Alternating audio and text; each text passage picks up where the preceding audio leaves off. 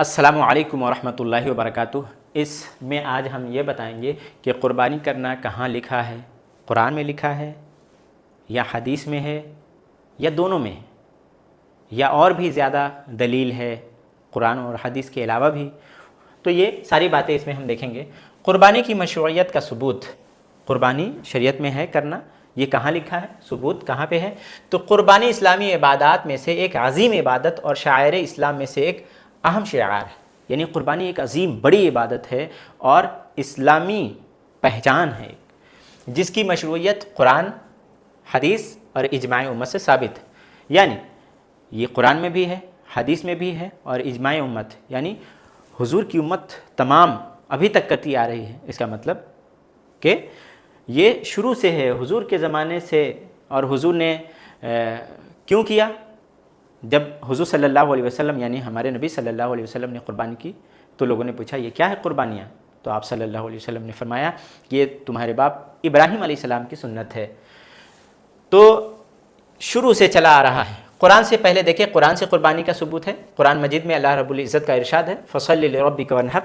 یہ تو ہم پڑھتے ہیں نماز میں، پھر بھی نہیں معلوم ہے کیوں؟ کیونکہ ہم قرآن ترجمے سے اور تفسیر سے نہیں پڑھتے، صرف پڑھتے ہیں لیکن معنی نہیں سمجھتے، اس لیے ہمیں پتہ نہیں ہے کہ کہاں لکھا ہے، نماز کے بارے میں کہاں لکھا ہے، زکوٰۃ کے بارے میں کہاں لکھا ہے، حج کے بارے میں کہاں ہے، قربانی کے بارے میں کہاں لکھا ہے۔ تو جب آپ ترجمے کے ساتھ پڑھیں گے، قرآن تفسیر کے ساتھ علماء سے پوچھتے رہیں گے یا علماء کی باتیں دیکھتے سنتے رہیں گے تو آپ کو پتہ چلے گا۔ یہاں دیکھیے فَصَلِّ لِرَبِّكَ وَانْحَرْ، فَصَلِّ لِرَبِّكَ وَانْحَرْ، لہٰذا تم اپنے پروردگار کے لیے نماز پڑھو اور قربانی کرو۔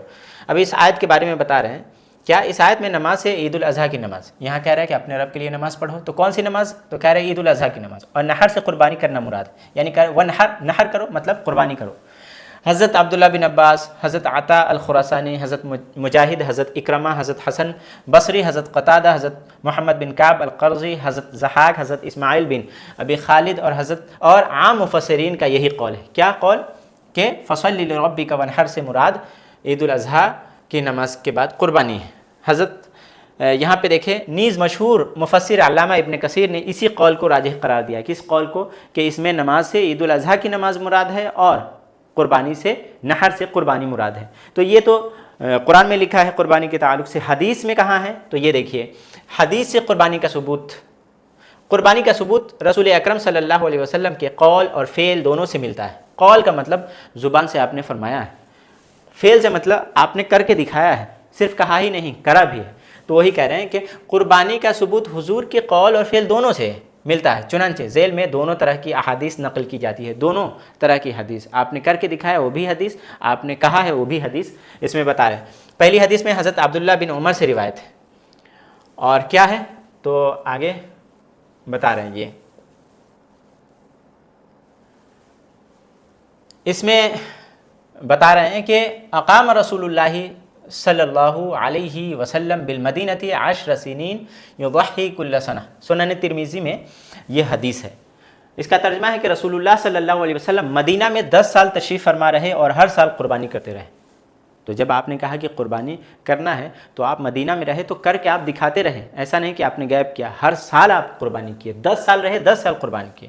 یہ کہاں لکھا ہے؟ سنن ترمذی میں ہے یہ حدیث۔ حضرت ابو ہریرہ رضی اللہ تعالیٰ عنہ سے روایت ہے کہ آپ صلی اللہ علیہ وسلم نے ارشاد فرمایا کہ من کان لہ ساعۃ ولم یضحی فلا یقربن مصلانا، یعنی ترجمہ ہے کہ جو شخص قربانی کی وسعت رکھے پھر بھی وہ قربانی نہ کرے تو وہ ہرگز ہماری عیدگاہ کے قریب نہ آئے۔ آپ نے ناراضگی کا اظہار فرمایا اس سے جو مالی وسعت رکھتا ہو، مالدار ہو، پھر بھی قربانی نہیں کرتا، تو حضور کہتے ہیں کہ ہماری عیدگاہ کے قریب نہ آئے۔ یہ کہاں آپ پہ لکھا ہے؟ ابن ماجہ میں ہے، حدیث کی کتاب کا نام ہے۔ تو آپ نے فرمایا بھی ہے اور کر کے دکھایا بھی ہے، تو دونوں سے ثابت ہے قربانی کرنا۔ اجماع امت سے قربانی کا ثبوت کہ حضور کی امت حضور کے زمانے سے لے کر اب تک، آپ خود ہی آپ اپنے گھر والوں میں دیکھیے، خاندان میں دیکھیے، سب قربانی کرتے ہیں۔ جب سے آپ آنکھ کھولے ہیں، دیکھے ہیں، سنے ہیں کہ سب قربانی کرتے آئے ہیں۔ تو کیا ہے کہ عہد رسالت سے لے کر اب تک قربانی کی مشروعیت پر پوری امت کا اجماع رہا ہے، پوری امت کرتے آ رہے ہیں۔